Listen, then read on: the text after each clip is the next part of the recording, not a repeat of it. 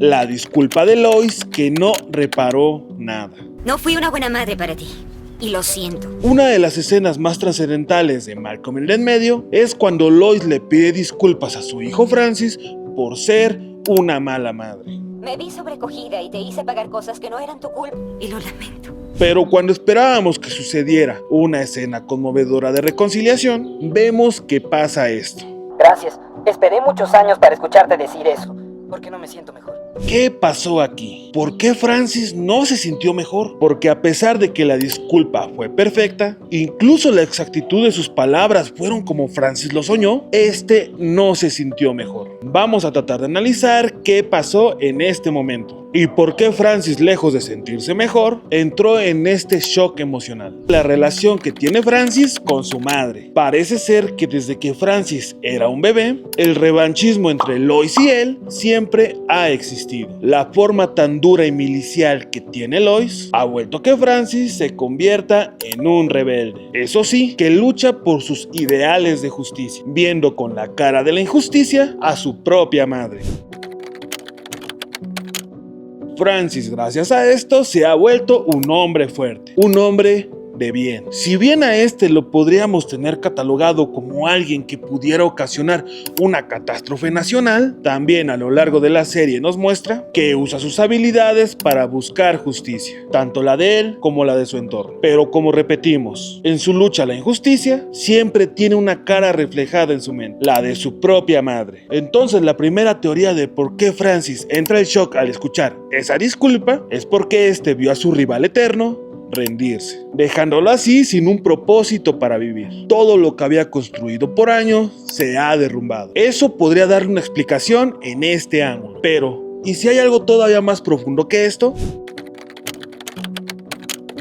Vemos que la evolución de Francis como persona es increíble. Aunque por problemas de guión en las últimas temporadas se le ve un retroceso, también es indiscutible que cuando alguien le da una oportunidad, dará lo mejor de sí mismo. Pero él sigue teniendo problemas y demonios como todas las personas tenemos. Y al culpable de todos estos demonios, igualmente solo tenía una cara, la de su madre. Pero al Lois disculparse, mostrando su lado humano, el imperfecto, el que se equivoca, ese que se arrepiente, el que te pide disculpas. Esto es un choque muy duro para alguien que visualiza como la fuente de todos sus problemas a un monstruo. Pero cuando te das cuenta que ese monstruo es un ser humano como tú, que son iguales, que la culpa de todos tus problemas al final no se le pueden adjudicar a alguien más, puede ser un momento muy duro para cualquier ser humano. Esto podría explicar el shock, pero si es que hay algo más, ¿qué podría ser peor que esto?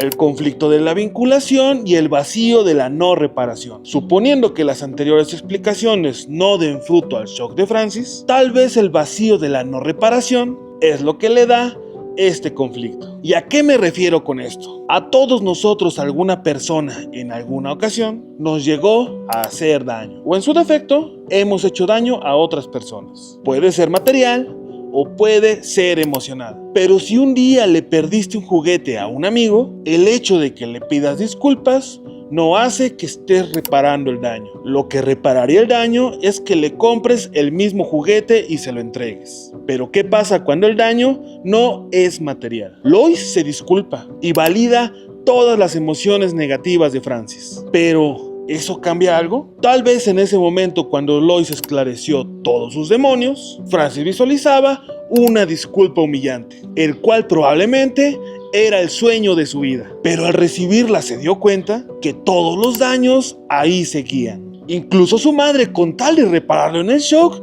le trata de dar dinero. Pero Francis no sabe qué quiere en ese momento, porque en ese vacío nada es suficiente. Francis, al no saber lo que quiere ni lo que está pasando, incluso le pide a su madre que le dé los dulces que tiene en su bolso. Francis busca esa reparación de alguna manera, pero al no entenderlo, llora de la impotencia de no saber qué será de su vida. El hecho de que la disculpa sin reparación de daño pudiera ser motivo suficiente para el shock, yo creo que en lo personal hay una razón más profunda y más romántica, y la que todos como seres humanos compadres deberíamos entender.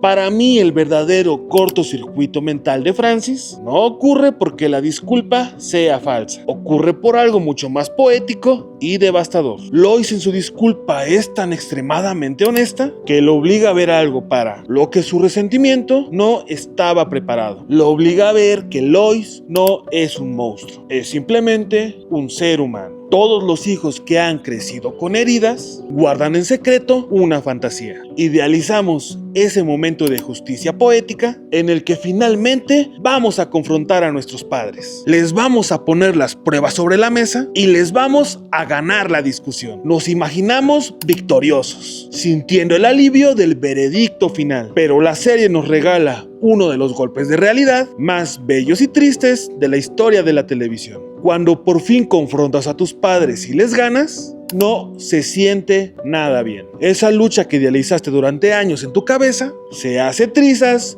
en un segundo. Al ver a Lois romperse en esa sala, admitiendo sin un solo pero que ella fue una pésima madre y que a él le tocó la peor parte. Ese enemigo que visualizaste se desvanece. No hay victoria que celebrar. Lo único que quedó frente a Francis es una mujer cansada, con la mirada rota, aceptando su incompetencia con una vulnerabilidad que asusta. En ese silencio, Francis conecta hilos invisibles de la historia familiar. El álbum de fotos que detonó todo estaba en la casa de la abuela Aida, el ser más despiadado y cruel de toda la serie. Y ahí la rabia de Francis se transforma en una profunda melancolía. Entiende que su madre también fue una niña asustada y Lois fue criada por ese demonio. Ella no tenía un manual, no tenía salud mental, no tenía herramientas emocionales. Era una madre primeriza